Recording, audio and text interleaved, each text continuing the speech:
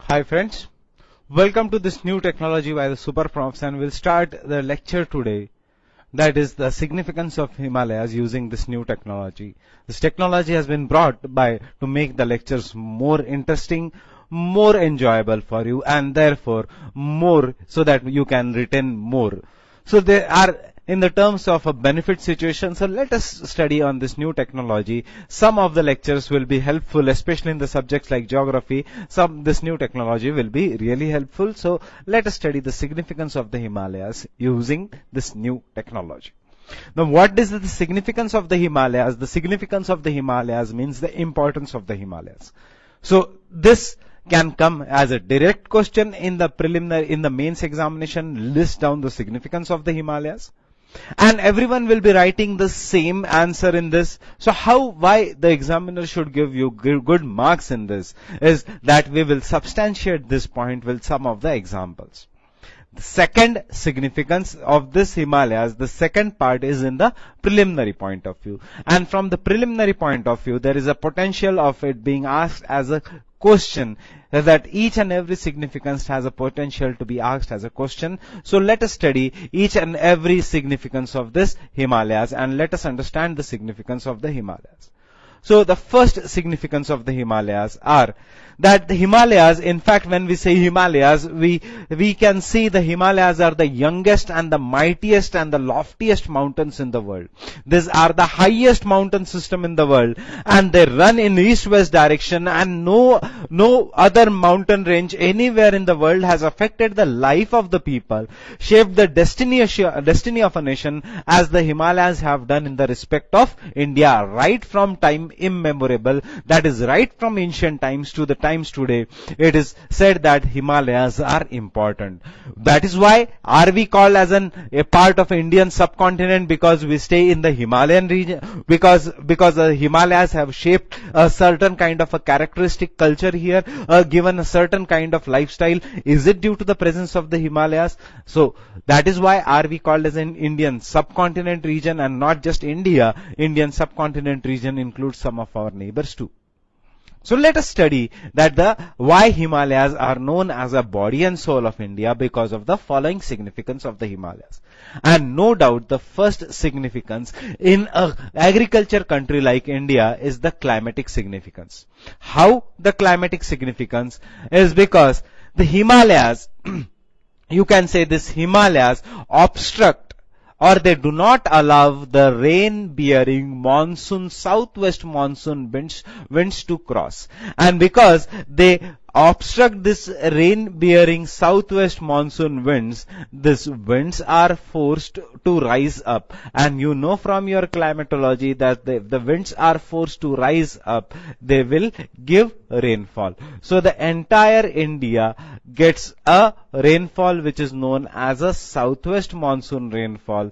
Let me continue with this Himalayas. And this entire India gets a southwest monsoon rainfall, and obviously the Himalayas play a very important role in this, because of they obstruct this rain-bearing monsoon winds. So on the southern side, that is on this side, they obstruct the rain-bearing monsoon winds, while on the northern side, that is in this diagram, they do not allow the cold Siberian winds to cross. And because they do not allow the cold Siberian winds to cross here, you can see all the extremely cold snow-bearing winds are obstructed by the Himalayas and they prevent them from reaching the India. So the northernmost slopes of Himalayas are covered by snow. They are covered by very heavy snow cover. They are having very heavy snow covered the northern slopes, while the southern part of India gets rainfall. So there is the second point, that they also prevent the cold Siberian winds from entering into India. So had there been no Himalayas, what would have happened? Had there been no Himalayas, India would not have got rainfall, because this winds would not have been obstructed.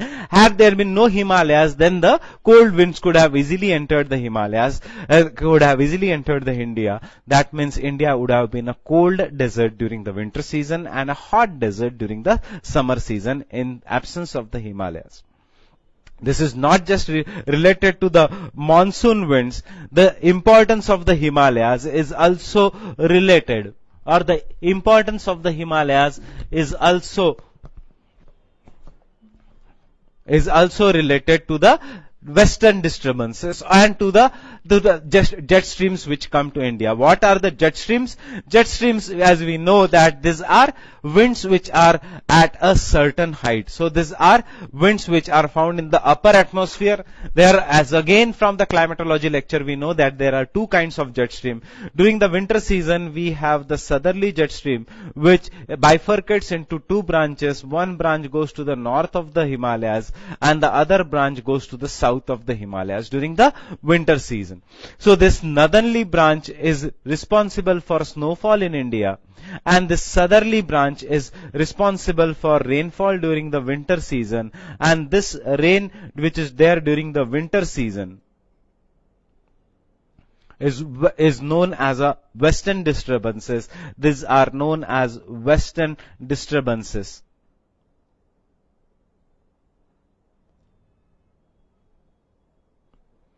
which are very important for rabi crops, and also, as I told you, the snowfall is very important for the perennial nature of Indian rivers. So we can say we live in India, and the climate we enjoy in India, the important resources, water resources and fertile soil we enjoy in India has to do because of the Himalayas.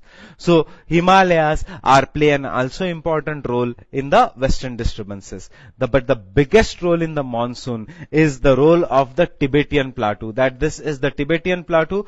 During the summer season, extreme heating of the Tibetan plateau causes the air to rise upwards, and during the summer season, India comes under the influence of this easterly jet stream during the summer season.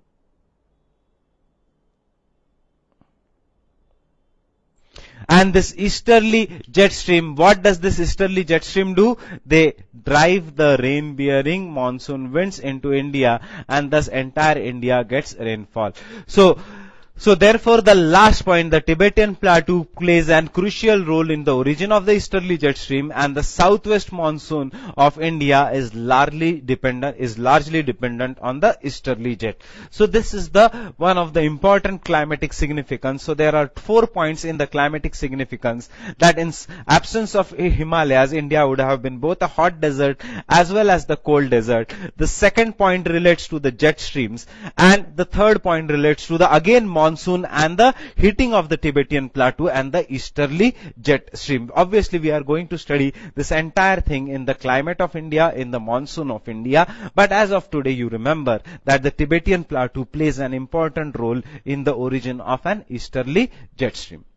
Now, what is the second significance of the Himalayas? The second significance of the Himalayas lie that from the time immemorial, right from ancient India, Himalayas have acted as a defense barrier. India, in your history, you will see the kings who gave an importance to the north passes of the northwest India became the emperors of India, because they could prevent the people, or prevent the kings, or prevent the other rulers, other kings from entering the India from the passes of the northwestern India, or the passes of the Himalayas. So when we talk of the natural boundaries of India, we are tempted to speak the importance of Himalayas as a protective wall of the Himalayas. The Himalayas are the strategic defensive barrier for India. In spite of the advancement of modern warfare, the significance of the Himalayas as a defense barrier cannot be ruled out. Why this third point is important? Because you see, India is surrounded by hostile neighbors. We do not have a very good neighborhood. We know that we are being surrounded by the hostile neighbors. So, because India is being surrounded by the hostile neighbors, imagine the situation had there been no Himalayas.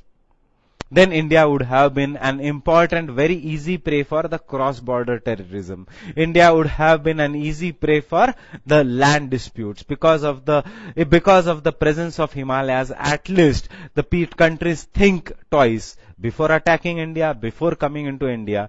And the last point here is very important. This is the point which you should increase in the answer, because it is related to the recent climate change issue, that the effectiveness of this barrier will be degraded if there is a substantial reduction of snow and ice cover over the Himalayas due to climate change. Due to which climate change? Due to human-induced global warming.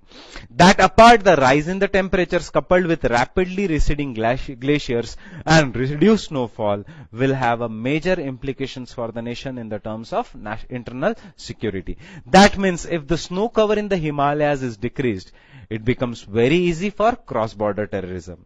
Cross-border terrorism is minimum, or the infiltration in India is minimum during the winter season. Why? Because because of the snow there are too much hostile conditions, and because of the hostile conditions, entering India or infiltration in India is reduced during the winter season. But if the snow cover is reduced because of a human induced global warming, then obviously the defense effectiveness of Himalayas as a defense barrier is reduced. Secondly, if the Himalaya glaciers are reduced, if the amount of the snow melt in Himalayas increases and in the glaciers are reduced, glaciers, Yamunotri glacier we get Yamuna, Gangotri glacier we get river Ganga. So that means through all the Himalayan rivers come out of the major glaciers. And if the glacier melt because of human induced global warming, then that will impact the internal security. Why? Because there will be increased water problems. There will be scarcity of water for agriculture, for human needs, for industry, especially in a growing country like India.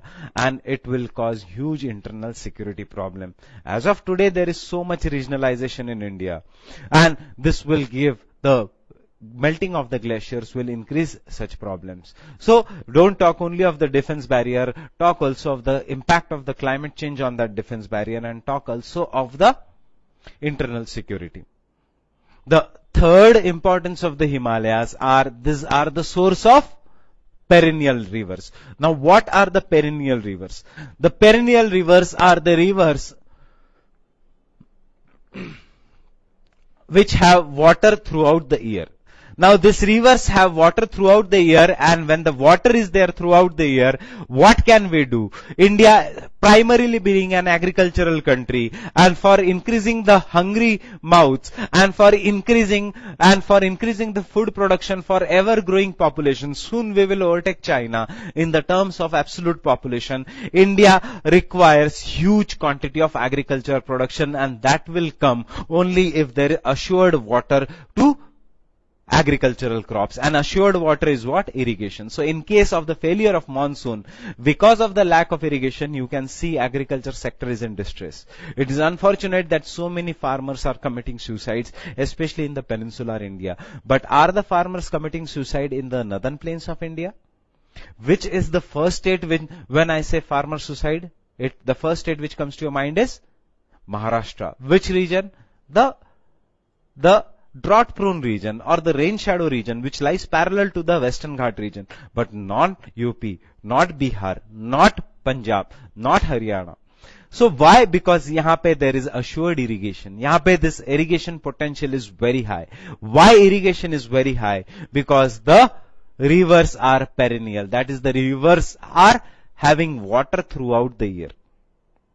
And because the rivers are perennial, why the rivers are perennial? Because they get water from the snow melt during the dry summer season and the water from the rainfall during the rainy season. इसीलिए the river like Ganga flows, or the river of the northern India have water throughout the year, and therefore, because exactly opposite reason, the peninsular rivers, as they do not receive the snow melt water, these rivers are seasonal. That means they receive water only during the rainfall, and इसीलिए Vrid Ganga, that is Dakshin Ganga, that is Godavari river, becomes a dry river during the summer season, and there is no irrigation.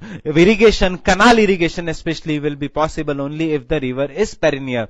River is having water throughout the year, then only we can construct the canals and assured irrigation can be there. So the absence of the canal irrigation, the absence of the perennial nature or the seasonal nature of the rivers the seasonal nature of the rivers causes what we say. The seasonal nature of the rivers is a major handicap for development of irrigation in the northern India, in the peninsular India, while the northern India has important irrigation. So relate this topic with the important agricultural schemes such as Accelerated Irrigation Benefit Program. Do this scheme very properly. Relate this topic with the Pradhan Mantri Sinchan Yojana. Relate this topic with more drop per crop. Sorry.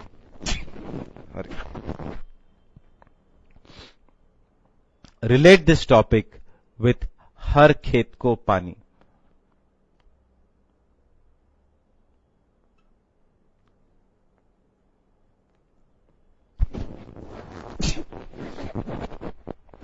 Relate this topic with the success of Green Revolution, or why North India was chosen for Green Revolution, why the states of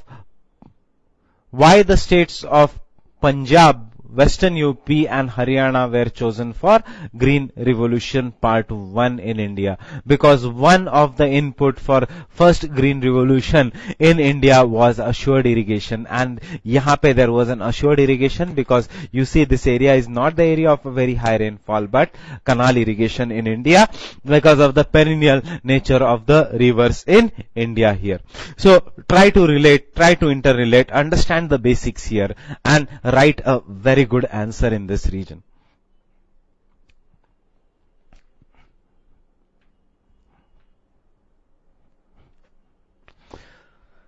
The third importance of the Himalayas are the great plains of India. If there is water, if there is water is there full throughout the year.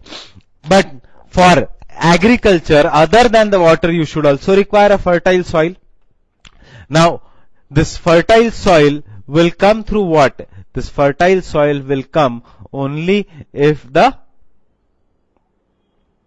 obviously we cannot stay in the regions of infertile soil. We cannot stay in the regions of, or the population density will not be very high in the regions which is having a rocky structure. Obviously, other than the water, you require fertile soil. This is the second input. And how are the Great Plains of India? All the major rivers which have originated from the Himalayas have deposited large amount of sediments. Why they have brought large amount of sediments? Because these rivers have young river, and from our geomorphology river lectures, the rivers in the youthful stage have high erosive power. Therefore, they carry large amount of sediments. As soon as they come from younger stage to the flat land, there is a decrease in the erosive power. There is a deposition over millions of years.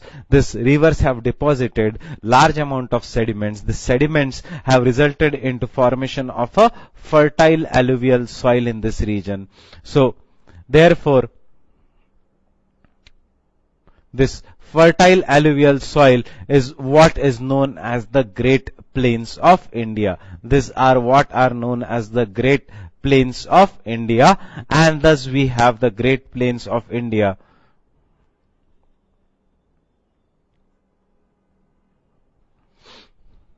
which जहां पे largest amount of irrigation, largest amount of agriculture, maximum amount of population. Which states in India have highest population density? Bihar, Bengal. Which state in India is largest in terms of population? UP. Where do they lie? They lie on this red area. That is the Great Plains of India. From where are the Great Plains of India? Great Plains of India has an alluvial soil. What do you mean by the alluvial soil? The soil which is brought down by the rivers. Which rivers? The Himalayan rivers. So that is why we worship Himalayan rivers. That is why we should conserve the Himalayan rivers. We should not pollute the Himalayan rivers, because these are the sources of the areas where majority of the Indian population live. These are the sources of areas where the Himalayas are the sources from where the fertile soil has been brought and deposited, and resulting into greatest agriculture production, and therefore the Great Plains are known as the granary granary of India. So therefore we say the Great Plains are the gift of the Himalayas. So this is what the Great Plains and the fertile soil themselves have the source in the Himalayas. What is the next importance of the Himalayas, or the next significance of the Himalayas is, how are the Himalayas? Himalayas are young fold mountains. In any young fold mountains, how is the topography? The topography, there will be in the any young fold mountains, there will be waterfalls. There will be rapids, and from this rapids and waterfalls there will be high amount of water falling down, resulting into placing turbines and hydroelectric generation. India is the 7th largest producer of hydroelectricity in the world. We have got immense potential. See, immense potential I am using. I am not using the word. We have used that. We are still to use this potential, and this is true for India in each and every aspect. We have got immense potential for hydroelectric power production, majorly in the young Himalayan mountains, as there are potential sites such as waterfall. Which state in India has the highest potential for waterfall? It is the Himalayan state of Arunachal Pradesh. So this is one more fact important, which makes important, that is the Arunachal Pradesh has the highest potential for hydroelectricity, and the Himalayan region Himalayan region as a whole has the highest potential for hydroelectric generation. But where is the highest hydroelectric development? That is very different aspect. I will do it later on. Okay. Next, Himalayas are important forest resource. Himalayas have wealth of forest resource. Especially which part of Himalayas? Himalayas, if I take down, if this is the map of India, we have done that. Especially this is how the Himalayas are, then the syntaxial bend, then Arakan Yoma, and then through the regions of, then as a Andaman and Nicobar Islands. So Himalayas are very rich in forest wealth, especially the eastern Himalayas, because this eastern part of the Himalayas receive very heavy rainfall. Therefore, they have a succession of vegetation from what you know, that is from tropical to tundra. So if this is an eastern Himalaya region, we have the tropical vegetation here. Then we have a subtropical vegetation here. Then we have the temperate vegetation here. Then we have the alpine vegetation in this region, that is the alpine grasslands. And lastly, in the ice caps, we have the tundra vegetation. We have the tundra vegetation in this region. So the Himalayas have, especially the eastern Himalayas, have a succession of vegetation from tropical, subtropical, temperate, alpine to tundra. Therefore, these are the storehouse of forest wealth, which are produce important timber resource, important raw materials for other forest-based industries such as paper industry. You obviously know, right from the organic food, we have the major Ayurvedic drug companies as Himalayan, most of them are having Himalayan names. So Himalayas are considered to be storehouse of purity. They are the storehouse of medicinal plants. Example of one plant is the sea buckthorn. Now see, the word is sea buckthorn, but it is found in the mountainous regions of China. It is also found in the mountainous regions, obviously Himalayas. This is a medicinal plant. It is also useful in increasing the water retention of a soil, and it is also used in the commercial available cosmetic products as well as the nutrition supplements. I have just given you an example of a sea buckthorn. Otherwise, there are numerous plants which are found in the Himalayan region, and you obviously must be knowing. So in the forest wealth, you know that the forest wealth are very diverse, very rich. The forest wealth. After the forest wealth, the significance of the Himalayas lies in the agriculture. What kind of an agriculture?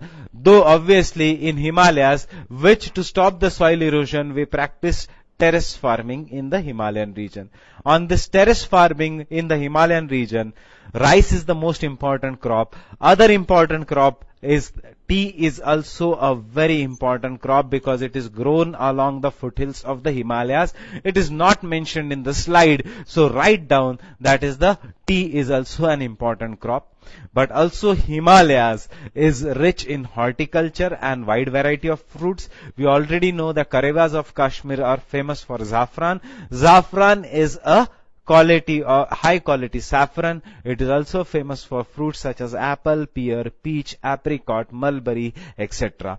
So relate this topic with horticulture mission for northeastern Himalayan states. That is the topic of agriculture, because the question can come from this area in both prelims. That is the potential of Himalayas as a site for horticulture, as a site for agriculture. Their focus is there on the state of Arunachal for horticulture development. Focus is there on the state of Sikkim for the horticulture development. Also, the focus is on the tea, because tea is also the most important crops in the Himalayan region, especially in Assam and Assam region and the Darjeeling region. In fact, the Darjeeling tea, which is grown in the Duar region, it itself has a geographical indication. So, the agriculture, I say, relate this, focus on the northeastern states, especially Arunachal Pradesh and Sikkim for the horticulture mission. The next significance of the Himalayas lies in the biodiversity. As we know that the Himalayas have a variety of vegetation. These are densely forested. They have variety of vegetation right from tropical, subtropical, temperate, alpine to tundra, and obviously the biodiversity. These are the important centers of biodiversity. Especially which Himalayas will have higher rainfall? The eastern Himalayas will have higher rainfall. And because the eastern Himalayas have a source of an higher rainfall, the eastern Himalayas are extremely rich in biodiversity. And therefore this region is a biodiversity hotspot.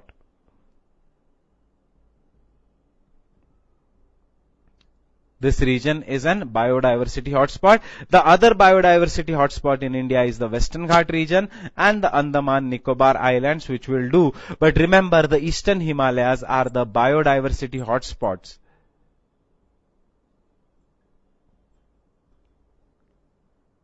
And who declares them as the biodiversity hotspot? It is declared by which international agency? It is declared by Conservation International. So it is there in the slide. It is declared by Conservation International. Especially the Eastern Himalayas have high amount of biodiversity. And what is the high amount of biodiversity? See, again, a related part of geography. What is environment ecology? It is just an extended part of geography. So I am not taking here as of now in the parts of the environment ecology, but I will give you some of the important points which you should focus from the exam point of view, some of the important animals which they will ask. They will ask you who declares the sites as a biodiversity hotspot. So it is the Conservation International. Go through the background of the Conservation International.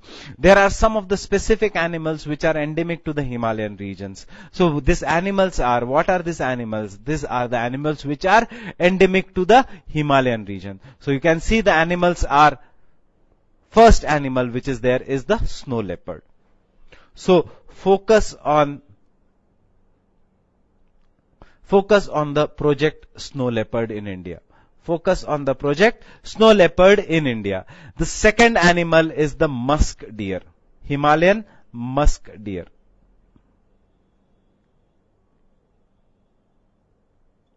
It is important, again an endangered species. So find out where is this. The third animal which I have shown on the slide is red panda. So black and white panda, the famous Kung Fu panda is found in China, but red panda is found in which region? And the fourth is golden langur.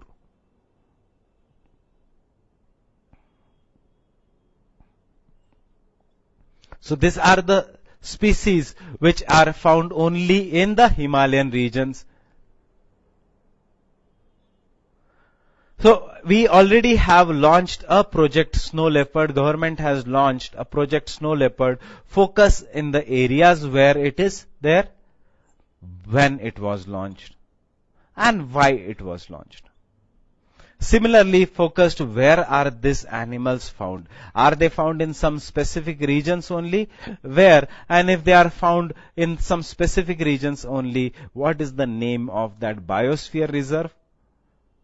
It can be only in the biosphere reserve, or it can be in the national park, or it will be in the wildlife sanctuary. And these are the some specific topics which will come in the examination. So focus on these topics here.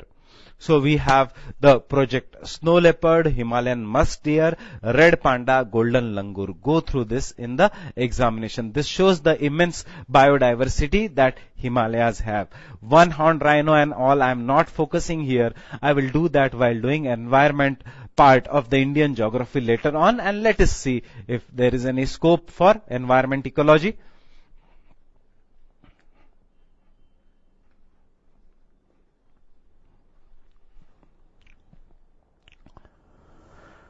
Then the other important is the tourism and pilgrimage. This you know that which are the sites. Again, as I say, the important sites. The Himalayas are one of the most important tourist centers due to its scenic beauty and healthy environment, beautiful landscape. Himalayan mountains offer a good tourist spot for both international as well as national tourists.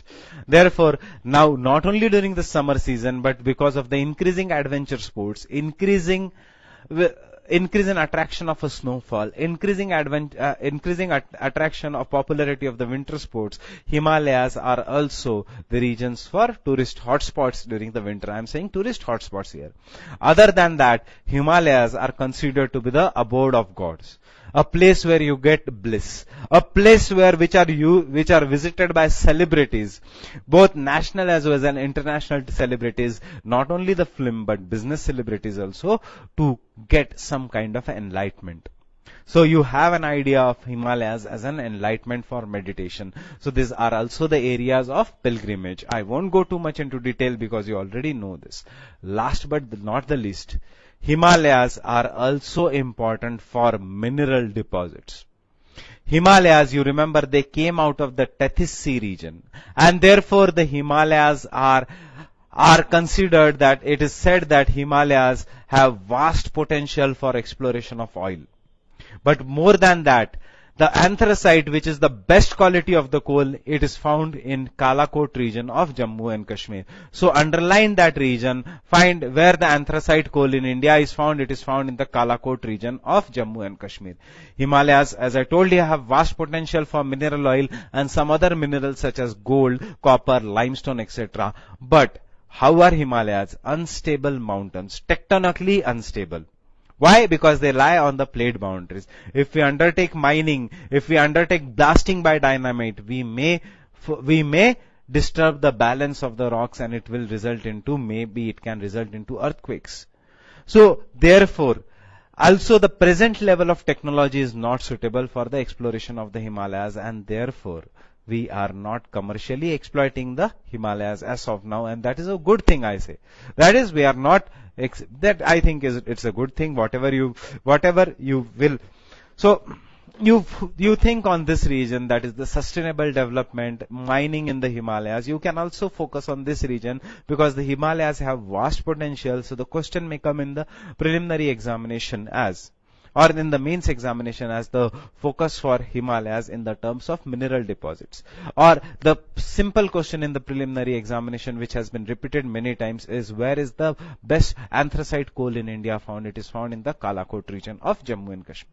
So these are all the importance of the Himalayas. Go through them again, make a point, and revise this lecture. I hope you have liked this lecture on the new technology.